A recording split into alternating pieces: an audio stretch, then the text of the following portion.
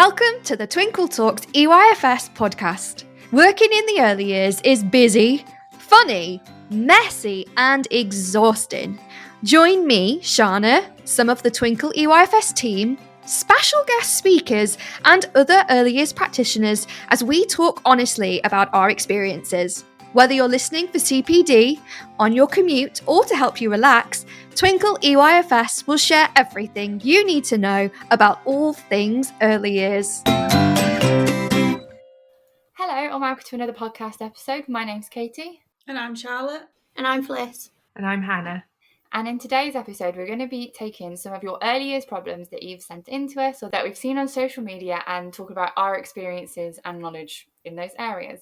So we've seen a few questions about supervisions and what they kind of look like in early years settings, how often you had yours. So I didn't really have much experience of this. So what did it look like for you guys? I don't know about you, Charlotte and Hannah, but I, as a practitioner and as a manager, I kind of hated supervision time because it kind of felt like a little bit of a forced process of what we had to do because you had to have paperwork to prove to Ofsted that you were doing these self-evaluation form things. And I think if done correctly, totally worthwhile, and I can see the point. I just don't know if I've had the best experience of them. I don't know if you know where I'm coming from with that. Yeah, I think it can feel like a real paperwork task, like ticking boxes, writing comments just for the sake of it, and then actually if it's not going to improve your practice or I don't know, allow you to discuss something that's been bothering you, then it's actually a really pointless process. And we all know how short of time everyone is in early years, and there's always so many other things to do.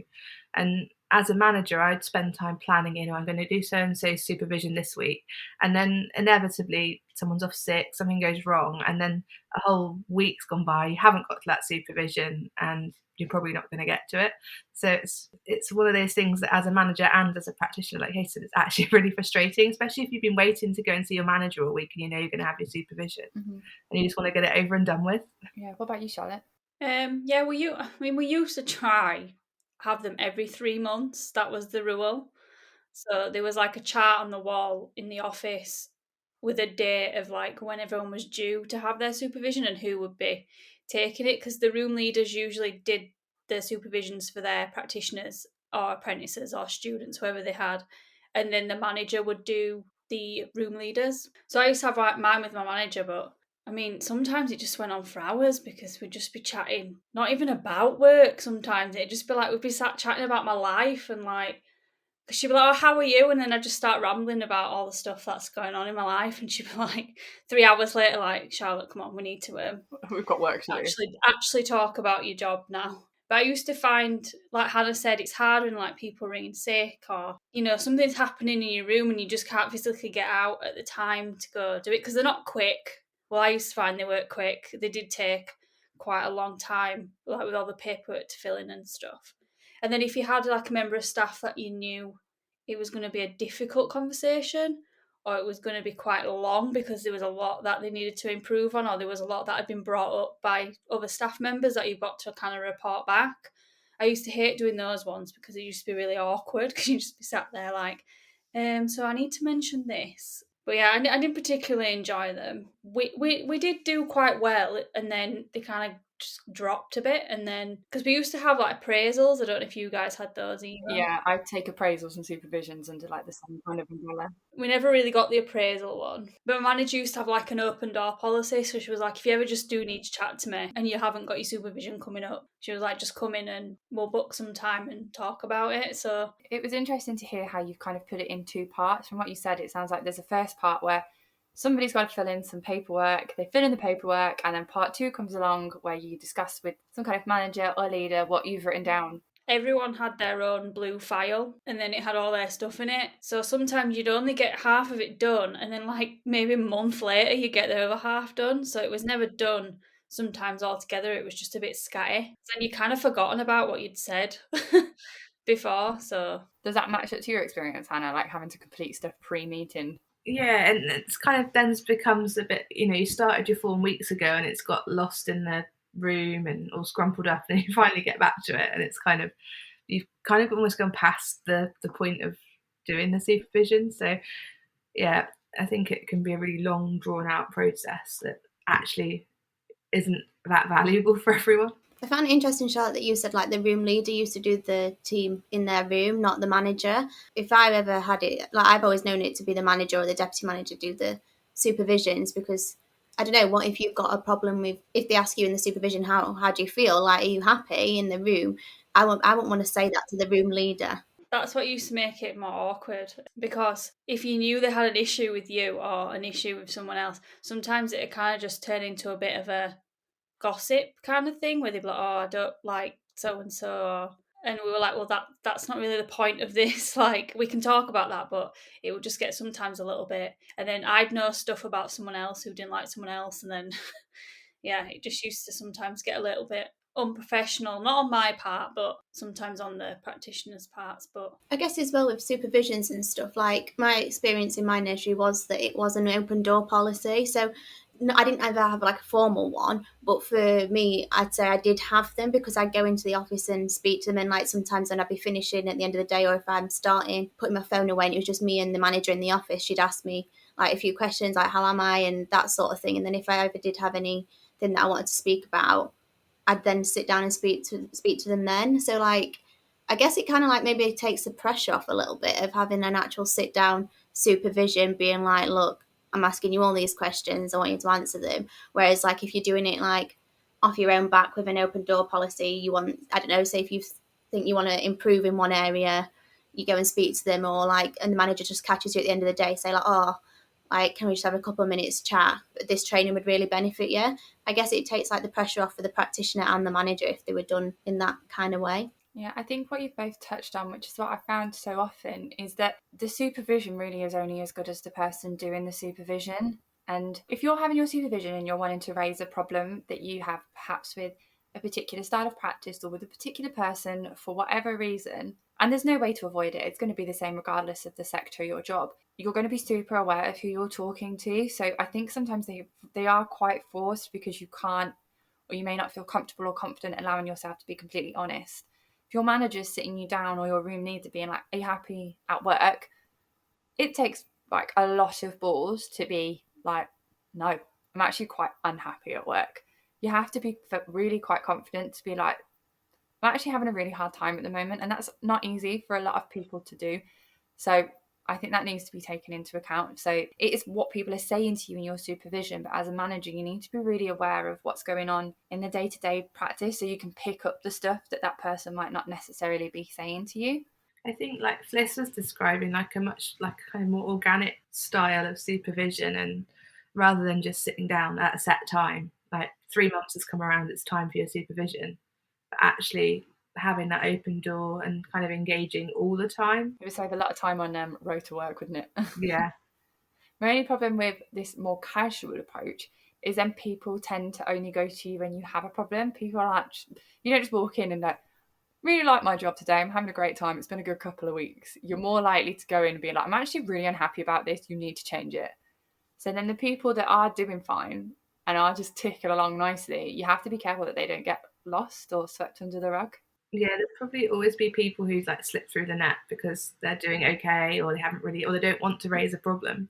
So then you'd never speak to them.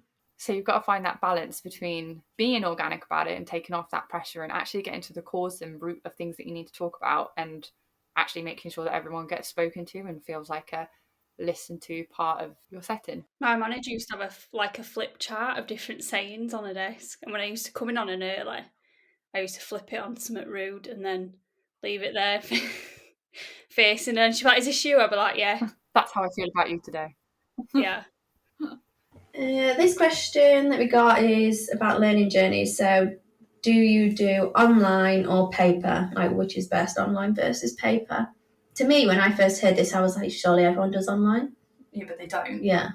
But I would never, like, if I was looking for a job now and there was a setting and I went in and did my little tour and they were like, oh, we're all paper based, I would say no. Same. Because things get lost. It's so much more extra work and printing and paper, and it's 2023. I care about the planet. It blows my mind to think. And having used apps now, it's so convenient. Your handovers are different now that you now have to explain to parents every single nappy change because it's already on the app when they get home. And I think just like inputting data like onto the iPad I don't know, like you could take it outside whilst they're playing, just quick on the iPad, whereas like you've got loads of paperwork, you'd be flying everywhere. Like reports can just be filled in based on what's been done in observations, and it's just you adding in a couple of comments. Whereas before, like I had to highlight off areas at the EYFS and things, and that was it just took time, and there was just constant arguments over lost paperwork. And as we've learned from Charlotte's experience, children draw on your paperwork. They do. I mean, the only thing that I miss from doing paper learning journeys is like the creative side of it. Because I used to just love like imagine you was like personalise each learning journey to the child. So like, I used to have stickers and all sorts, and I used to just like jazz it all up. Whereas I couldn't do that on the tablet. So it used to make me a bit sad. Should have the option to like change the profile. Yeah, you should be able to put like cute little clip arts and stuff on. I think that's why I took loads of selfies on it, because I need my own stamp on this. But yeah, they cut out so much, like cutting pictures out so we had to back all our pictures that went in our learning journeys. And that just used to take so much time. So obviously now having it on tablet is so much easier. The only downfall is when it... And I'm glad I never worked in a nursery that was the paper. Like by the time I'd started, it was all iPads. Exhausting. Having to do the little learning books that would be like, we'd put a couple of pieces of work in. You would find yourself get behind on it because it was just a bit of a ball ache job. We used to do that art folders. So like they'd have all the artwork, and then like we'd do like make it into like one from each month, like a bit of the artwork, like you stick it in. And I was just like, well, I remember though, like we used to let some parents take them home so they could have an extra look, and some of them used to come back trashed. And I mean trashed. And like obviously practitioners would put so much effort into these learning journeys, and they'd have like coffee stains. Oh, that was annoying. The children had got hold of them and ripped all the pages out, and they've just shoved them back in. And you just think, why have I done all that hard work? And you've literally treated it like it's just nothing. Whereas on the tablets now, at least they can't. I mean, the only downfall is when they crash. When the system crashes or your Wi-Fi goes or something. It's like an initial, there's a big cost, because obviously you have to buy the program, you have to teach your staff how to use it, you have to buy tablets. But actually, I think that pays for itself really quickly in the time saved. And some of the apps, we used to be able to message the parents throughout the day, so which was more convenient for everyone than a phone call. You'd be able to do like their invoices and stuff, so like you weren't having to give those out to parents, which was always a tricky one. Everything for the nursery was on the app. I think that's just a much cleaner, better way of performing. And again, it's 2023. Like, it feels so old-fashioned to not be doing that. So one of the practitioner problems we got asked was, how often do staff move rooms in the nurseries? So you might work in baby room and then get moved to preschool. So how do you guys find it's worked in your settings before? So my experience is, and I don't know if you guys can relate, like genuinely like 80 to 90% of the time, it was probably because there was problems with the staff in the rooms. So that might be that the practitioners weren't particularly getting along, or that it wasn't like the strongest team that it could be, and that because of that there ended up being movements. Or like the staff just genuinely wanting to try a different age or whatever. I mean, at one point I was considering going to babies, and I don't know, I think it's more just if it's the staff issue or staff wanting to change. They don't actually just say, oh, you've been working in babies for 2 years now, let's move you to preschool. Like, I don't know. It was always quite purposeful. Like I said, there was an issue, or like you said, someone wanted to move.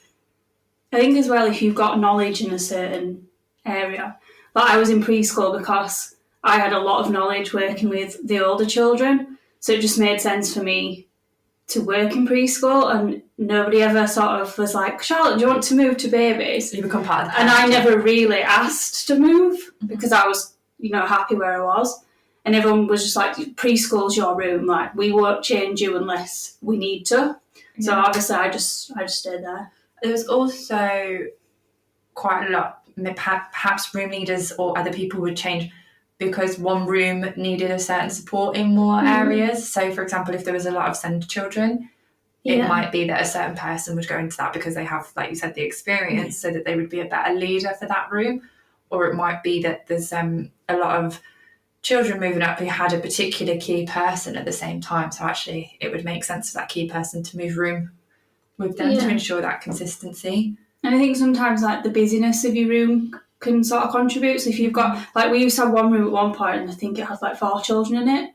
Gosh, that's so quiet. So you don't really need all those practitioners in there. So some people would get moved while it was quieter into a busy room, and then they would, once it got a bit busier, they'd just get moved back. You got to be flexible, I think, really. Yeah, I think it's quite nice. Like, now I do a bit of supply, so it's nice that I get to go in each room and like work with all the different ages. I mean, I still prefer being in the toddlers because that's where I feel like I do best in there as well. I know how to be with them children more than I do with babies in preschool.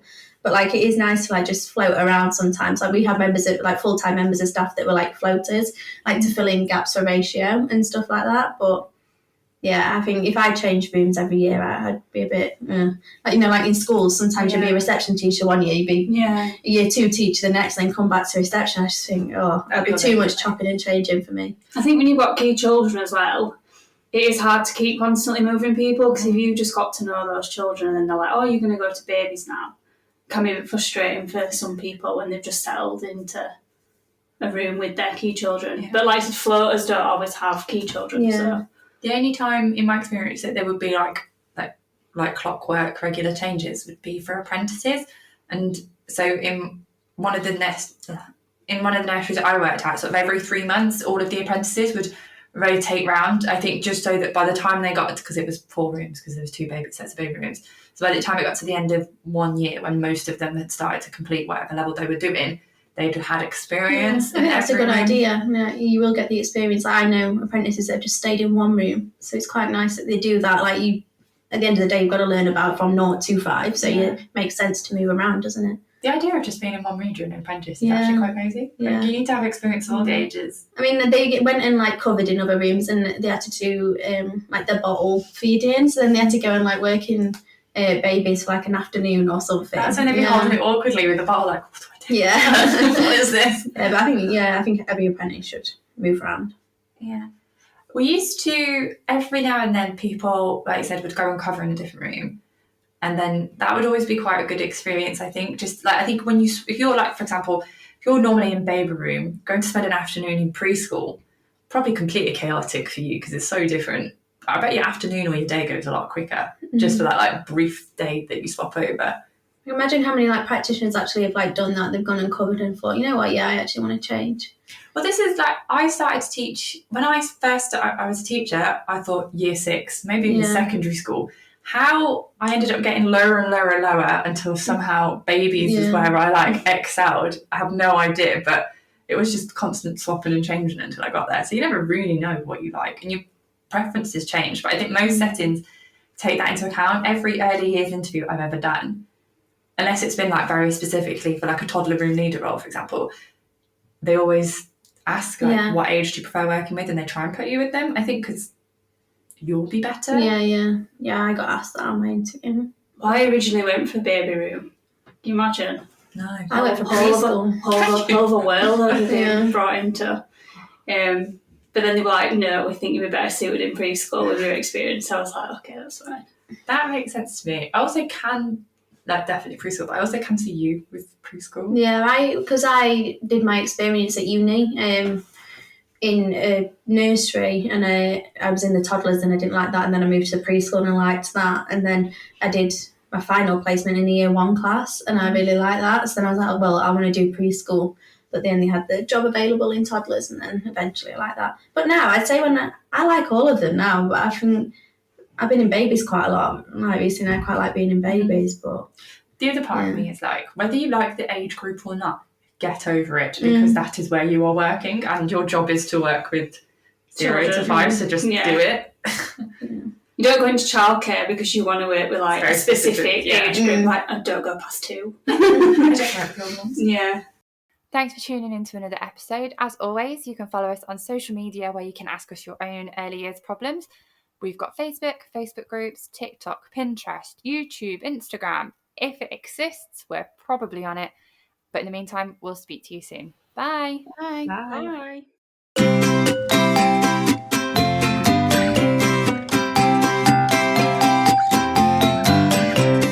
So that's it for today's episode. I hope you really enjoyed it. If you would like to join in or would like to know more, then come and find us on our social media sites. We have a Facebook page, Facebook groups, an Instagram, TikTok, Twitter, Pinterest, and YouTube. All the links of where to find us will be in our podcast description. Come and join the conversation. And whatever you're doing today, I hope you have a great day.